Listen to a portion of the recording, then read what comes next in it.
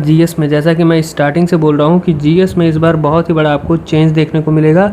दो तरह का चेंज देखने को मिल सकता है। इवन एक चेंज इसमें जो मैं बताने वाला हूँ वो आपको इंग्लिश में भी देखने को मिल सकता है। हेलो दोस्तों, welcome to Akash tech learning. तो जो बहुत ही लंबे समय से चल रहा था जो डाउट कि टीसीएस करवाने वाली है एग्ज़ाम या फिर एडिक्विटी करवाने वाली है, अभी से मतलब कि एसएससी के एग्ज़ाम्स 2025 के एसएससी के एग्ज़ाम्स जो है वो कौन करवाने वाला है, ये बहुत ही बड़ा डाउट मतलब सर्कुलेट हो रहा था। और इसी डाउट की वजह से बहुत ज़्यादा बच्चे परेशान थे कि जो प्रीवियस ईयर क्वेश्चंस होते हैं उनका कोई रिलेवेंस रह गया है या फिर नहीं रह गया है। ठीक है, उन्हें प्रीवियस ईयर क्वेश्चंस करना चाहिए या नहीं करना चाहिए और क्या पैटर्न हो सकता है।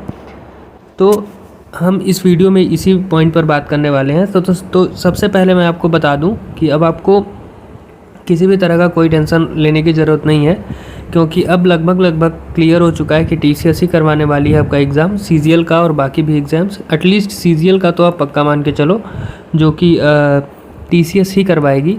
ठीक है, मैंने अपने पिछले वीडियो में भी बताया था, बहुत ही क्लियरली मैंने बताया था कि टीसीएस ही करवाएगी। रीज़न बिहाइंड दिस इज़ कि हमारे पास मान के चलो लगभग 90 दिन है एग्ज़ाम में, जो डेट जैसा कि दिया है एसएससी ने अगस्त में, वो 13 से 30 वाला। ठीक है, तो पॉसिबल ही नहीं है कि कोई नया वेंडर आए और वो सारा का सारा इंफ्रास्ट्रक्चर क्रिएट करे और उसे टेस्ट करे और सॉफ्टवेयर बनाए, उसे इम्प्लीमेंट करे और फाइनल टेस्टिंग इतनी अच्छी कर ले कि इतना लंबा एग्ज़ाम, इतना बड़ा एग्ज़ाम जो कि इतने बच्चे देते हैं, वो सक्सेसफुली कंडक्ट हो जाए। ठीक है, तो इसके लिए बहुत ही बड़ी मतलब प्री प्लानिंग की ज़रूरत होती है, तो वो बिना प्लानिंग के ये चीज़ नहीं हो सकती है। तो अब आप ये चीज़ मान के चलो कि आपका एग्ज़ाम तो टीसीएस ही करवाने वाली है 2025 सीजीएल का। अब पॉइंट उठता है कि क्या प्रीवियस ईयर क्वेश्चन की वैलिडिटी कितनी रहने वाली है, क्या होने वाली है।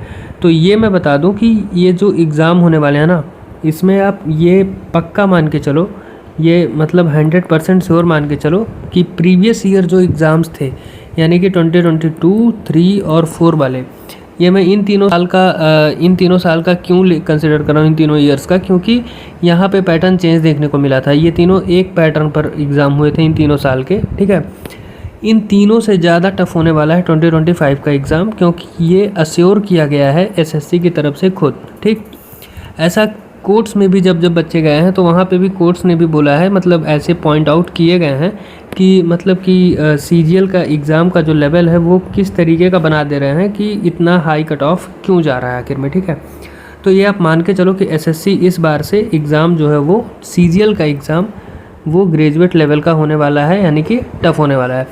दूसरा बात ये हुआ कि पैटर्न पे बात कर लेते हैं कि अगर टीसीएस ही करवाती है एग्ज़ाम तो क्या होने वाला है पैटर्न का। अच्छा हाँ, प्रीवियस ईयर क्वेश्चन, तो जैसा कि मैंने बताया कि एग्ज़ाम तो टफ होगा, तो प्रीवियस ईयर क्वेश्चंस का क्या रिलेवेंस रहने वाला है, उसका रिलेवेंस 100% रहेगा और हमेशा रहेगा। ठीक है, इसका क्या फ़ायदा होता है, प्रैक्टिस, सिर्फ़ और सिर्फ प्रैक्टिस में आप प्रैक्टिस करो और अपना जो भी कंसेप्ट है उसको मतलब स्ट्रॉन्ग करो। यही रोल होता है किसी भी एग्ज़ाम में प्रीवियस ईयर क्वेश्चन का।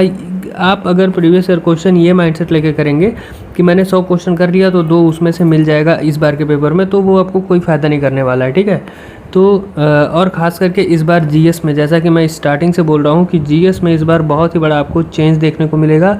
दो तरह का चेंज देखने को मिल सकता है। इवन एक चेंज इसमें जो मैं बताने वाला हूँ वो आपको इंग्लिश में भी देखने को मिल सकता है। तो मैं स्टार्टिंग से कह रहा हूँ कि जीएस में बहुत ही बड़ा चेंज इस बार देखने को मिल सकता है। एक टाइप ऑफ क्वेश्चन और दूसरा नंबर ऑफ़ क्वेश्चन। ठीक है, ये चाहे टीसीएस करवाए चाहे एडिक्विटी करवाए, इस बार ये चेंज आपको देखने को मिलेगा। आप नोटिफिकेशन आने दो, खुद ही आपको पता चलेगा। ठीक है, वो इसके पीछे काफ़ी बड़े रीजंस भी हैं कि मतलब कि ये जो फालतू वाले क्वेश्चंस आते हैं ना, उनको इम्प्रूव करने की कोशिश एसएससी करेगी इस बार।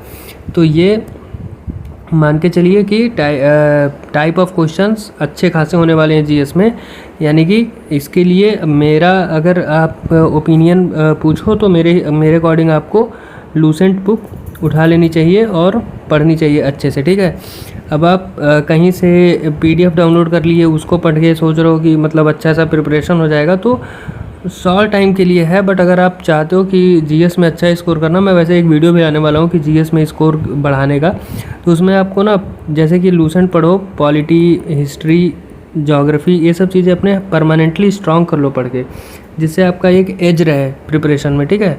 तो ये आपको हमेशा के लिए फ़ायदा करेगा एसएससी के एग्ज़ाम में, और कोई भी एग्ज़ाम अगर आप देते हो तो अगर ये चीज़ें आप फिक्स करके पढ़ लिए तो बहुत फ़ायदा करेगा। लूसेंट अगर आपने कवर कर लिया, आप चाहो तो फिर आगे घटना चक्र भी पढ़ सकते हो, बट उतनी नीड नहीं है। बट एटलीस्ट लूसेंट तो आपको 2025 के एग्ज़ाम में पढ़ना ही चाहिए जीएस के लिए।